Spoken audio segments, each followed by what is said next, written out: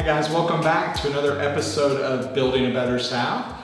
Gretchen and I are here this week to bring you up to speed. We're 8 weeks into the reno here at Edgewood, so lots of progress. You've seen us picking out carpet, tile, flooring, and today we're going to talk paint colors, and some of the decisions we've made are starting to come to fruition. So you want to share some of the hard work you've been doing? Yeah, so this is my favorite part of the whole process, is when we start seeing some of those designs that we have worked so hard on being implemented. But we still have a few final choices that we need to make, so I'm inviting you guys to come on into what will be my office space so you can kind of look at some of the tile selection that I've been working on. Okay, so this is some tile that I'm trying to decide about for my office space. It's a Sonoma tile, and it comes in a couple different sizes. So the walls in here are actually going to be a real pale blush. It's Pink Shadow by Sherwin-Williams. So I'm trying to decide if I want to do a navy subway. So we'll be replacing this because it's got a lot of bad spots and cracked. Or do I want to go all pink? There's some great light blues, some grays, so grout choices galore. So maybe you guys can leave us a comment this week as we post this and let us know what your favorites are as we're showing these. Okay, so that's kind of a lay of the land of what's going on in my office. So I want to take you guys over to Jason's office so we can see what's going on over here, because we're also going to need some feedback on his mantle. Hello? You want to come in? Yes. Oh, the doors might need a little adjusting. Yeah. Or maybe Gretchen wants them this way so I can't open them. Yeah, I purposely try to lock them. But this is a cool feature that divides our two spaces. For the most part, I think they'll stay open, but it is nice that we can close them if needed. Come on in. So come on in, guys. So one of the not so glamorous parts of the remodel is, look at the ceiling. We had, gosh, like 10 recessed lights in here, got rid of all those. Yes, they were definitely recess happy, which we were glad in a 150-year-old home that somebody had already done the due diligence and rewired and put recessed light. It was just a little bit more light than we care to have in here now. And this portion of the house is the front portion, and it didn't need as much renovation as the back, so a lot of it's cosmetic. But the mantle in here, I just couldn't let go. It was a little too feminine for me. It had a lot of curves to it. Yeah. So we pulled that off just the other day, and I'd always thought about putting like a chevron stained up here, but there's this gorgeous old brick, and we're kind of thinking maybe we'll take this whole wall up and see what's back there. Yeah, because we did not expect to see the brick behind there, so it's a happy surprise. So yeah, so we could already kind of start pulling some of this back. And yeah, we're just going to have to just pull. Yeah. It's kind of a tedious process, one little piece at a time. But it looks like that brick is still in there. I got to find a little seam in here. I just hope it continues up all the way. Yeah. Would you leave it red or would you paint it? I don't know. We could do that German smear to it. We could, whitewash it. But again, it's your office, so I'm kind of letting Jason have free reign, believe it or not, in his office. But you guys, we'd love to hear what you think. Should we keep the brick?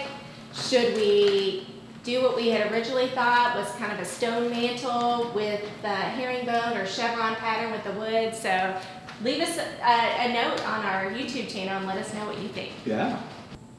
So I want to welcome you guys into what will be our future living room, dining room, combination room.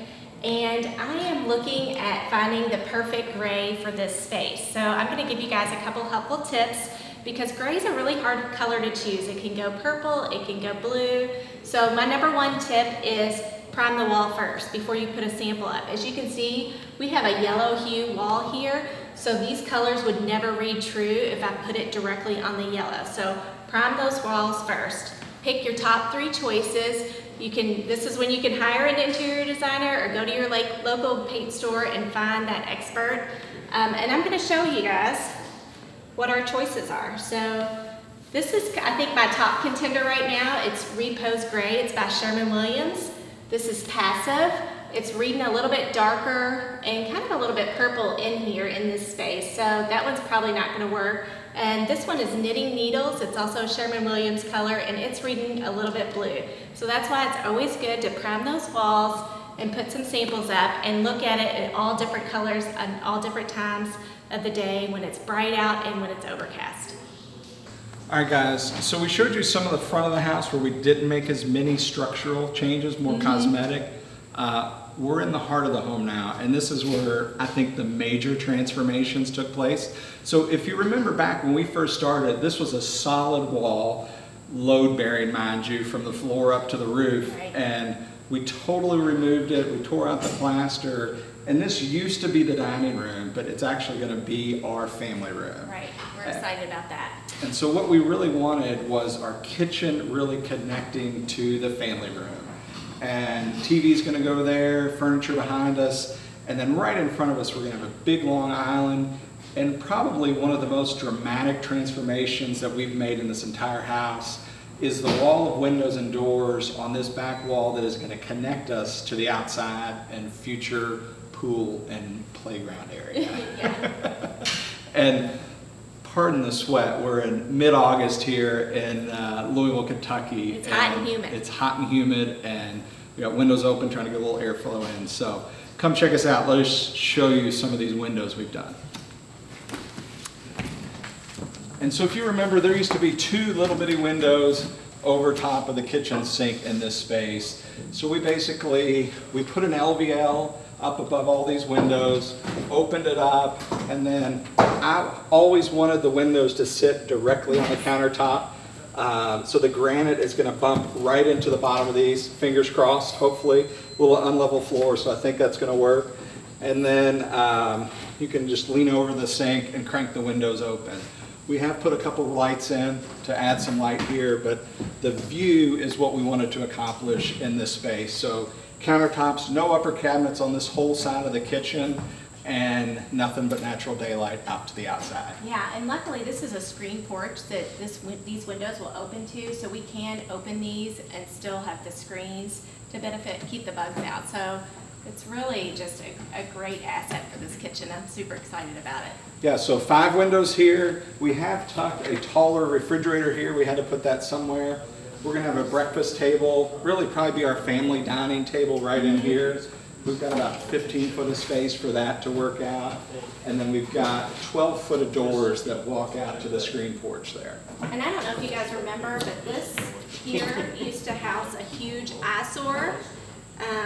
It had electrical equipment, furnace stuff. You name it, anything that be built that runs in a house for structure and speakers and security and plumbing was all right here. Yes, we think originally it was the fireplace in the kitchen. We only found a few remnants from that. Yeah. But I think that's why no one had ever really taken on the big project of taking it down. Plus it was supporting the ceiling. So we are super excited that this is now one big, huge open space where it was very compartmentalized. So we're excited about that. So the builder and me stressed a little bit. Once we took this out and found the ceiling up here, there was virtually no support. I'm surprised really the bathtub up there was still standing and never caved in. So we cut out all that. We put in new LVLs. It's about a 16-foot span, and we put those every 16 inches. We did leave a lot of the other, I guess they're 2x12s. One of them's supporting some of the exterior floor, and then one of them was a little bit below it, was kind of on the drywall or plaster of the kitchen. So we left some of those intact. So should be plenty of support up there to support our new master bathroom. Yeah, and then we had to add the soffit detailing just because of some of the plumbing, the furnace.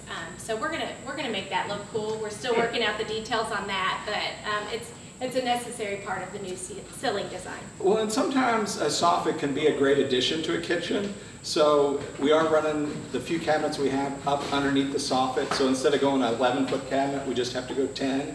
And then we've got the exhaust vent in one side. And because we added all those LVLs, I didn't want to drill through them and ruin the integrity of those. So we're dropping all of our plumbing and wires going to run through that soffit. So my trades guys really appreciated that.